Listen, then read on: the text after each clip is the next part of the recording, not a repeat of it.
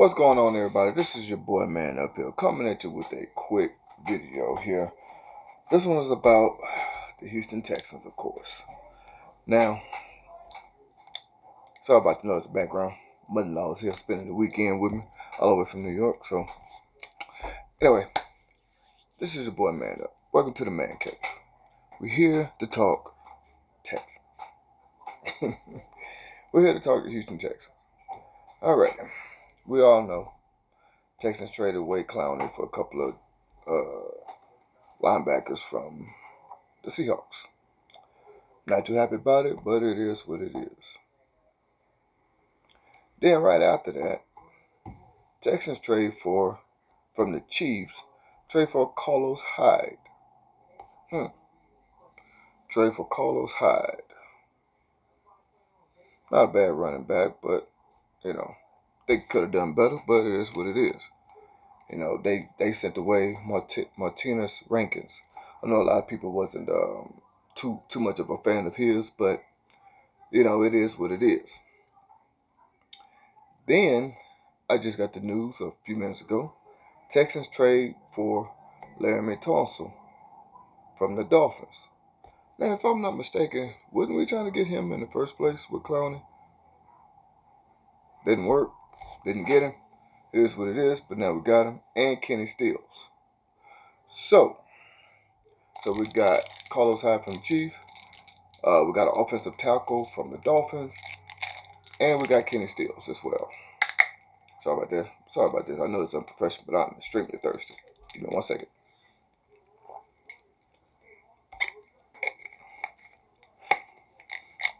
Excuse me. So the Texans, Texans trade some draft picks to get left tackle Laremy Tunsil and wide receiver Kenny Stills. So, with that being said, though,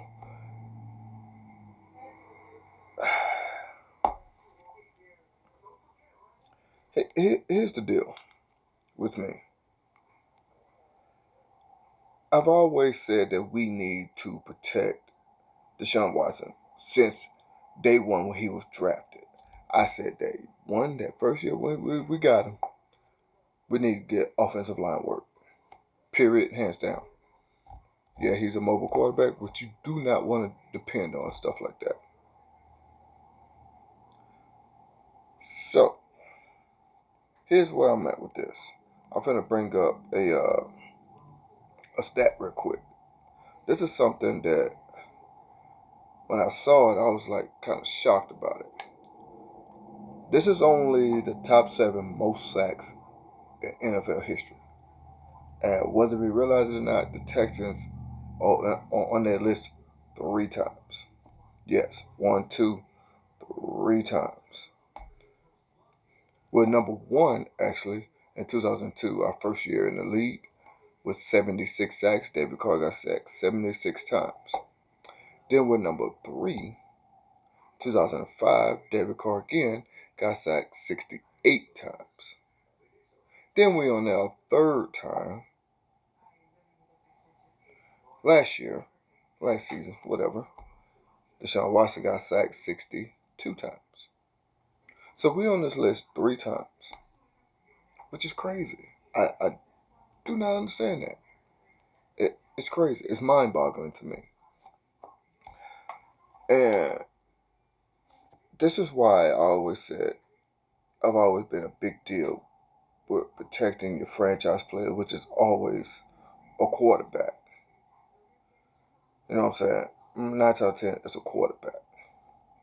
So, Houston Tech, after Bill O'Brien, we all went crazy on Bill O'Brien not getting a offensive tackle or left tackle to protect Deshaun Watson. Well, I gotta give a man a little bit of credit, just a little. He went and did it. Whether we agree with how things went down or not, he did it.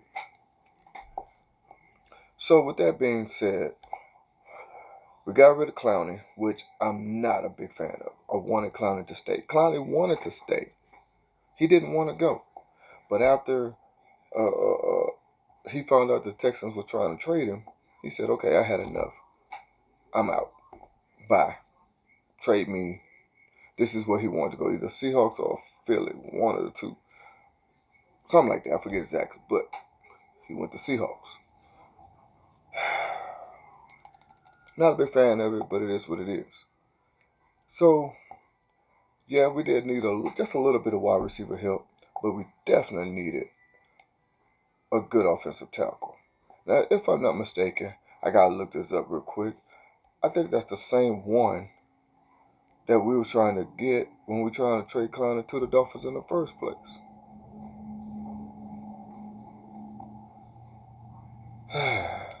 But we traded him. It is what it is. He's gone.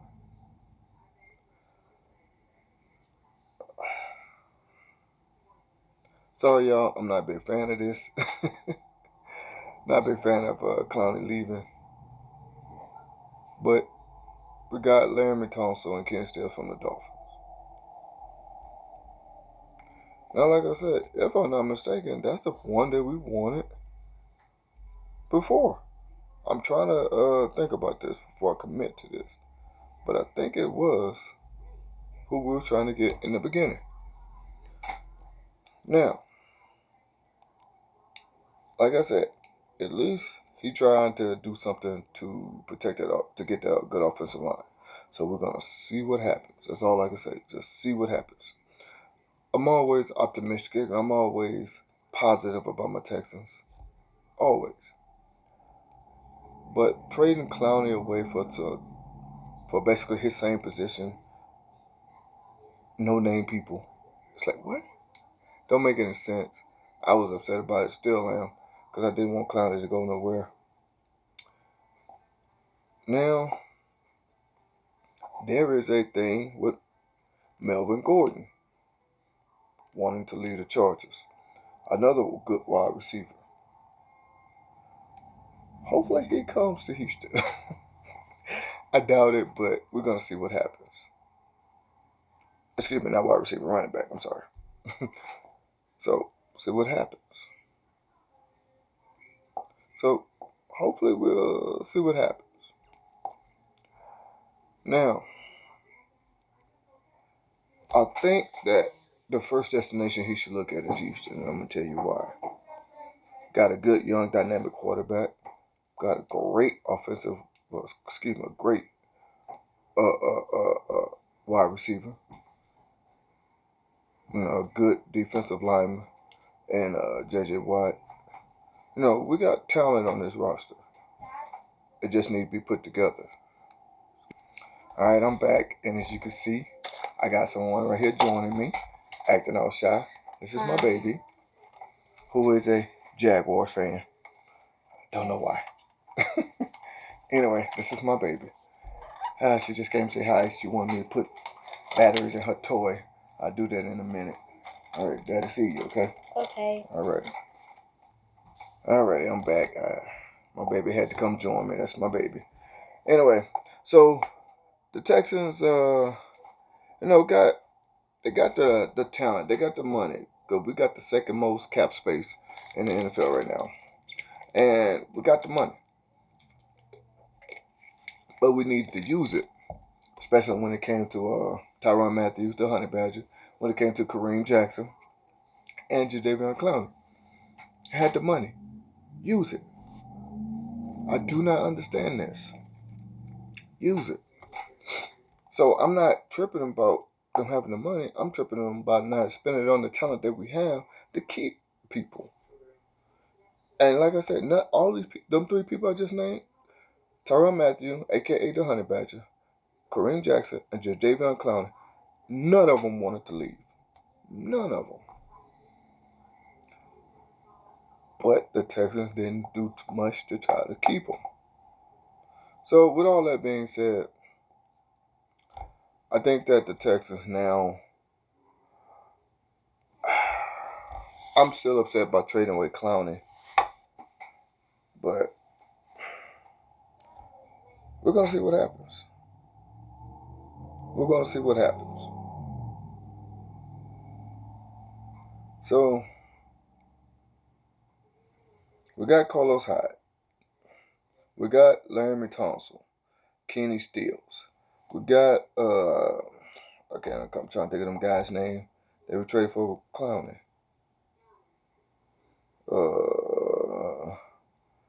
I can't put Barcavius Mingo, if I said that name right, and Jacob Martin. And then we got a third round pick for next year's draft. But I think we just traded that third round pick to the Dolphins. They get Kenny Stills. I mean, not Kenny Stills, Larry Tunsil. So I am going to say this here. Okay, I'm sorry about that. I was just reading everything. But I am going to say this here. We needed offensive line work. Like I read to you in the beginning, we suck at the offensive line. I'm going to read that one more time. Matter of fact, I'm going to just tell you everybody who's on this list. It's 7 all-time most sacks in the NFL in one season. Most sacks in one season in the NFL. The Texans are number 1. In 2002, gave away 76 sacks. Number 2, the Eagles in 1986, Randall Cunningham got sacked 72 times. Number 3, the Texans again, 2005, David Carr was 68. Number 4, 2006, John Kitna with the Detroit Lions got sacked 63 times. Then you got 2000 with the Panthers, Steve Berling, I think I said his name right, 62. Then you got the Jets in 1985, Ken O'Brien at 62.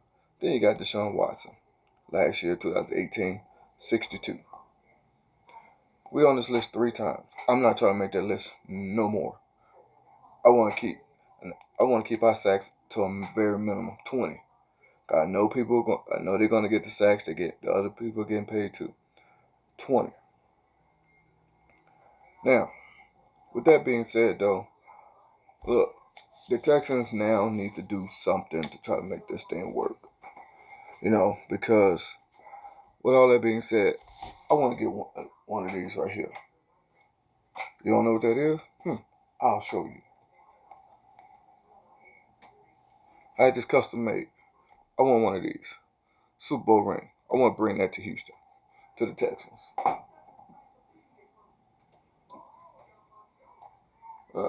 See, Astros already have theirs. I want to bring one for the Texans. That's what I want. See what I'm saying? It's time for us to make it happen. I'm always positive about my Texans, but these moves got me questioning things. I'm going to always be a Texans fan because I'm from Houston. It is what it is. Now, I know a lot of people saying, well, stop showing up to the games. Stop watching them on TV. Stop doing this, stop doing that. That'll make them do right. Maybe, maybe not. I'm always represent my Texans. It is what it is. I'm going to always stand for my Texans. I'm going to always have my Texans merchandise. I know it's an Astros jersey right here, but still, I'm going to always represent my Texans. It is what it is. With all that being said, I'm glad the Texans are finally trying to make some move to better their offensive line. It's about time. Let's make it happen. It is time for us to do this because we got a strong season ahead of us.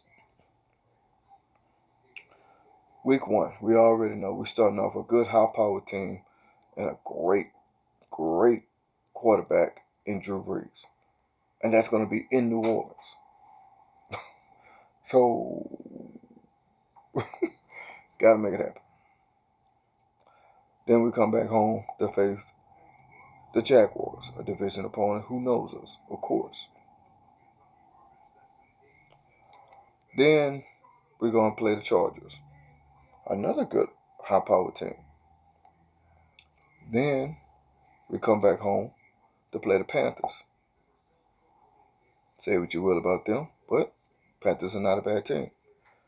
Then we stand at home to play Matt Ryan and the Falcons. Then we're going on the road to play the Chiefs.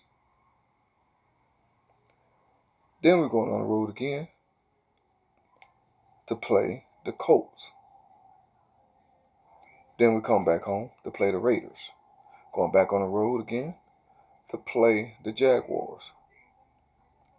Staying on the road after our bye week is week 10, week 11. We play the Baltimore Ravens. Then we come back home to play the Colts. We staying home, and this is when our schedule kind of gets tough. We're playing the Patriots. We're staying home again. We got the Broncos. Then we're going on the road to play Tennessee. Staying on the road to play the Buccaneers. Then coming home to finish out the season with Tennessee. Now, we got some tough opponents coming up. Now, luckily, the one against the Broncos is in Houston. You don't have to deal with that high altitude. Because trust me, Colorado has very thin air. So, at least, you know what I'm saying, there's some upside to that. At least we playing some decent home games. You know what I'm saying? But we playing tough teams. Say what you will about them all, but we playing some good, tough teams. Now, me personally, I know people want to talk about that blowout loss against the Cowboys in the preseason. I don't really look at that. It is what it is. What I really look at is the execution of these plays in the preseason. When it comes to regular season, then I start looking at scores. I start looking at, okay, what did this person do, that person do? Were these plays called? How were these plays executed? When were these plays called? Or are you being conservative? Or you just going to let it rip? Or you going to be smart about certain plays? You know, whatever, things like that. That's what I meant to. You know what I'm saying? When the regular season happened. But I'm not going to run on too much longer. I just wanted to come out and say, at least the Texans finally did make something happen with a good offensive lineman. It is what it is. We're going to see what happens. I'm trying to stay positive about my Texans. I'm trying. And one more thing before I go. I know this has nothing to do with Houston sports, but a lot of people see my videos. Some people that I know that's right here in my own neighborhood ask me about this certain belt right here. Well, not these days, but I'm a big wrestling fan. As you could probably see, it says WWF. That's one of the days I like instead of this one when it was this one right here. Now that it's WWE. Still like it, but I don't like it as much as I used to. Anyway, I'm not going to go ahead and robble on too much longer. This is your boy, Man Up. I'm chunking the deuce. Welcome to the Man Cave. Now, you got to get out the Man Cave. I'll holla.